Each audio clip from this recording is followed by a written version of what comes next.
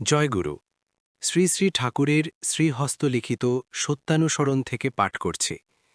আজকের বিষয় অহংকার মুক্ত থাকা। দেহ থাকতে অহংকার যায় না, আর ভাব থাকতেও অহং যায় না। তবে নিজের অহং আদর্শের ওপর দিয়ে প্যাসিভ বা অক্রিয় হয়ে যে যত থাকতে পারে, সে তত নিরহংকার এবং সে তত উদার। নিজের গর্ব যত না করা যায় ততই মঙ্গল, আর আদর্শের গর্ব যত করা যায় ততই মঙ্গল। পরম পিতাই তোমার অহংকারের বিষয় হন, আর তুমি তাতেই আনন্দ উপভোগ করো।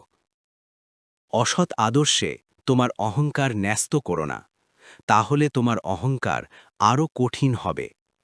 আদর্শ যত উচ্চ বা উদার হয় ততই ভালো, কারণ যত উচ্চতা বা উদারতার আশ্রয় নেবে, তুমিও তত উচ্চ ও উদার হবে। যখনই দেখবে মানুষ তোমাকে প্রণাম করছে আর তাতে তোমার বিশেষ কোনো আপত্তি হচ্ছে না, মৌখিক একবার আপত্তি করছো বটে, মনে বিশেষ একটা কিছু হচ্ছে না, তখনই ঠিক যেন অন্তরে চোরের মতো হাম বড়াই ঢোকেছে।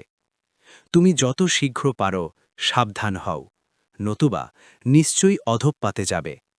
আর যখনই কেহ প্রণাম করলেই অমনি দীনতায় তোমার মাথা হেঁট হয়ে যাচ্ছে, সেবা নিতে মন মোটেই রাজি নয় কো, বরং সেবা করতে মন সকল সময় ব্যস্ত রয়েছে, আদর্শের কথা বলতেই প্রাণে আনন্দ বোধ হচ্ছে, তোমার ভয় নেই, তুমি মঙ্গলের কোলেই রয়েছ, আর নিয়ত আরও বেশি অমনি থাকতে চেষ্টা করো।